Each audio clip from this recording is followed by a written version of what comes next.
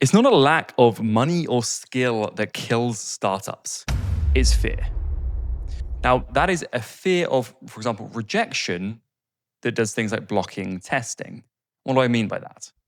Well, for example, if you need to be able to put out a product fast that is not the perfect product, it's going to be scrappy, it's going to be a bit messy, and honestly, maybe you might even be a little bit embarrassed by it, which is one of my favorite quotes that I like to always reference back to, which is, you should be slightly embarrassed by the very first version of the product you put out.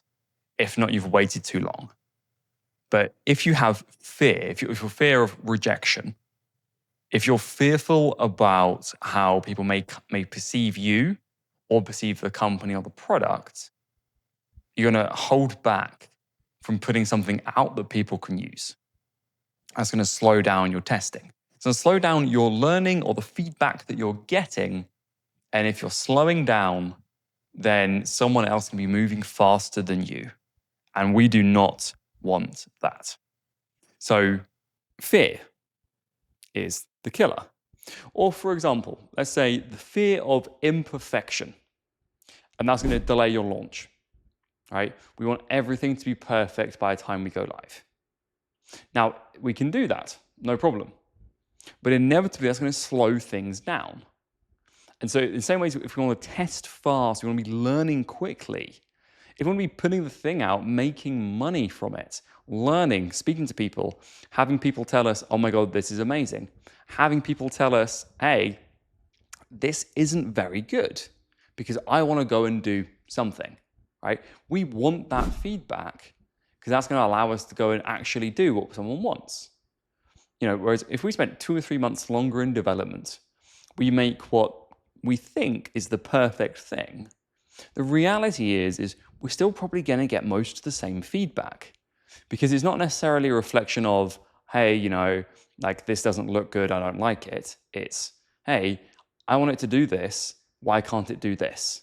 And we want that feedback ASAP because, if we spend a month in development for your MVP and then 2 months of testing and iterating and improving it versus 3 months of just developing it before we even put it out, that by the end of that 3-month period, the one who's been testing and iterating, getting feedback, is going to already have paid users.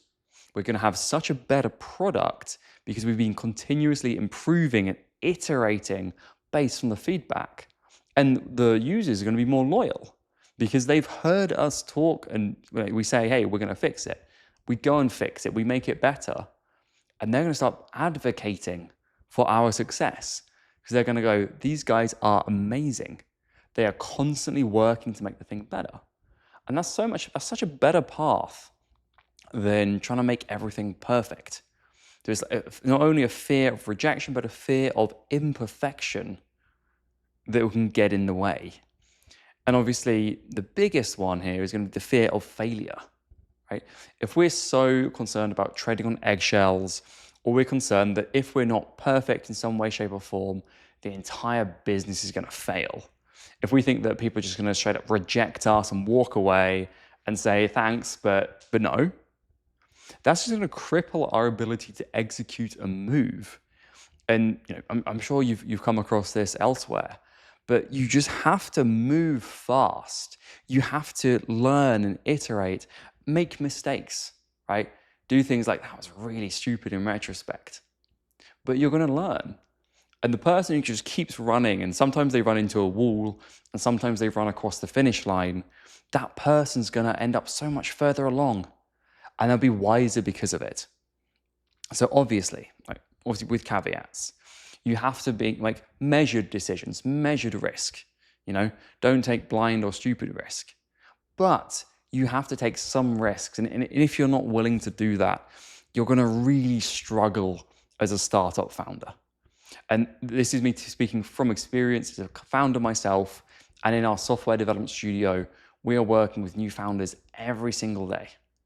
And we're working with very experienced founders and business owners every single day. And literally the biggest thing, obviously there's experience, but through that experience, the people who've built and sold companies in the past, they just have so much more confidence. And it's not even necessarily because they know so much better. It's because they're adhering to these principles that I'm talking about. They know they need to move fast. They know that that in a way, they almost know that they don't know anything, right? Which is wisdom. That they're aware that they think they know what they want. They're aware that they've spoken to people, and they're aware that there's a problem that can be solved, and they think they know the best way to do it. But they know the best way to go from I think to I know is to actually do it, put it out, and have people say, this is good or this is not good.